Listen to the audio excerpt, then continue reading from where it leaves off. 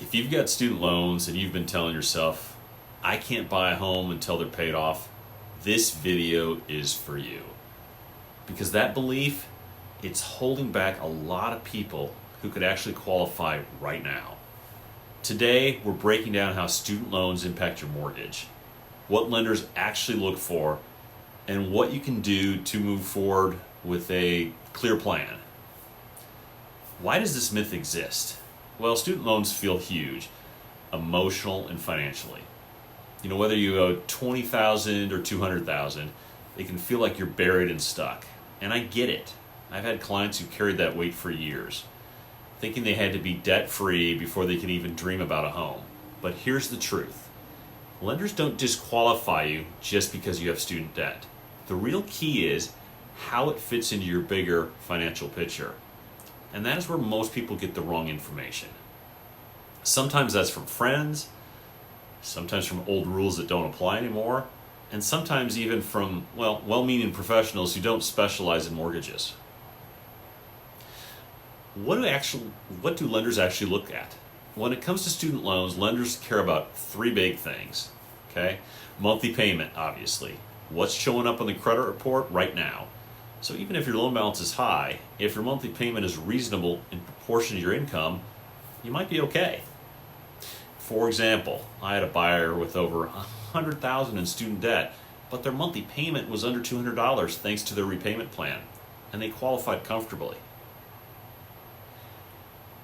Let's talk about income-driven repayment plans. Some loan programs allow you to qualify using the lower monthly payment from an IDR plan, while others might require using a percentage of the loan balance. This is where knowing the rules for your loan type matters. If you're on an IDR plan, make sure your paperwork is up to date so the lender sees the correct number. Debt to income ratio. This is your total monthly debt payments divided by your gross income. It includes everything: car loans, credit cards, student loans, and the projected mortgage payment. I've had buyers with higher student loan balances still qualify because their other debts were low and their income supported the total payment. The bottom line, it's not about the amount you owe, it's about the structure of the payments and how they fit into your debt to income ratio. So what can you do right now? If you've got student loans and you're even thinking about buying, here are the steps to take today. First, check what payment amount is showing on your credit report. Don't just assume. Pull a copy and see the number lenders will actually use. Know your status. Are you in deferment, forbearance, or on an income-based plan? Each one is treated differently when qualifying. Run your real debt to income ratios.